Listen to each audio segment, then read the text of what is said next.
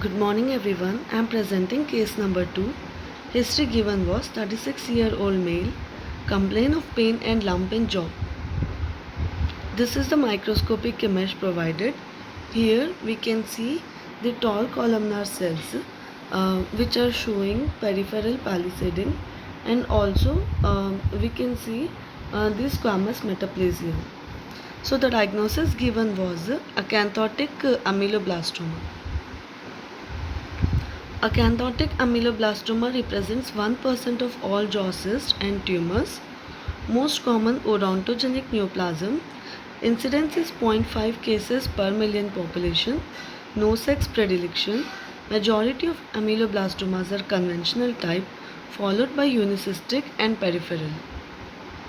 Sites: intraosseous gnathic ameloblastoma, that is conventional and unicystic, constitute about 80% cases in mandible and 20% cases occur in maxilla.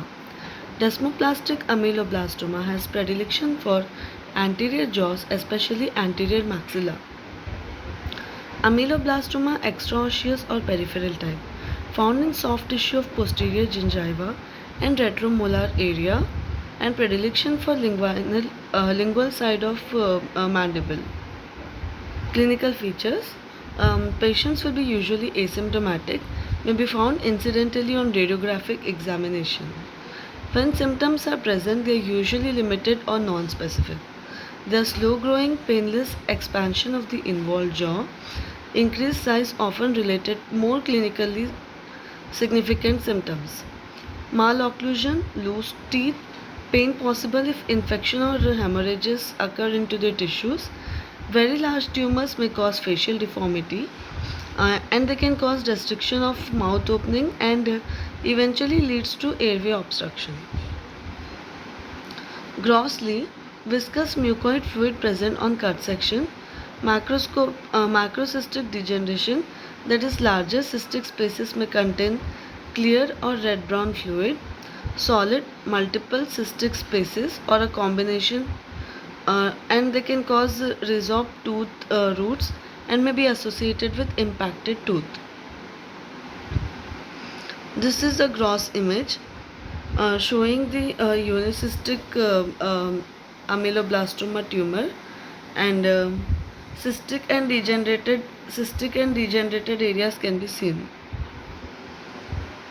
Microscopy: within the epithelial islands and cords of conventional ameloblastoma and cystic epithelial lining of unicystic ameloblastoma, the odontogenic epithelium shows columnar cells with hyperchromatic nuclear basal layer exhibiting peripheral palisading.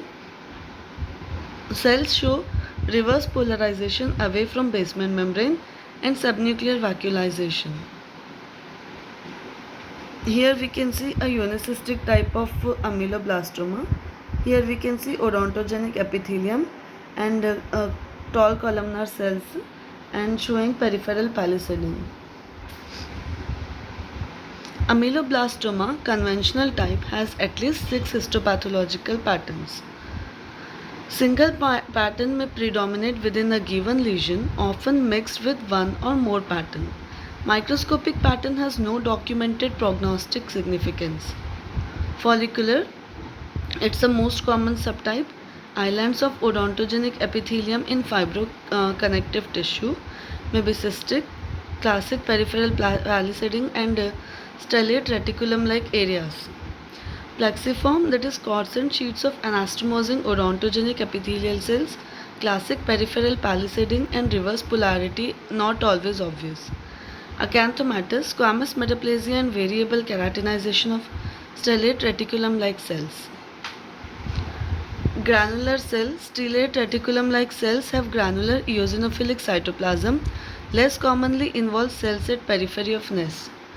Basal or basaloid, least common histologic subtype, islands of hyperchromatic basal cells without stellate reticulum-like areas.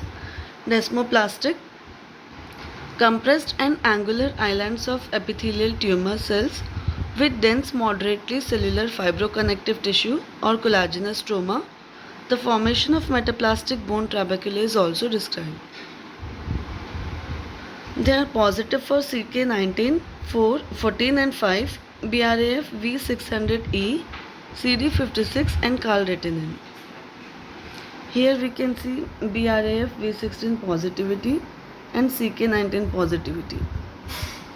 Coming to differential diagnosis, squamous odontogenic tumor. It's benign odontogenic epithelial tumor with squamous differentiation, jigsaw puzzle-like proliferation of squamous epithelial islands without atypia, and lacks peripheral palisading or stellate reticulum-like areas.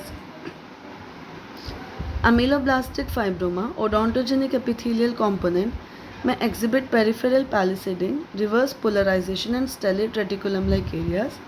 Primitive appearance to stroma is essential to the diagnosis. Evenly dispersed delicate spindle cells in an amphiphilic background.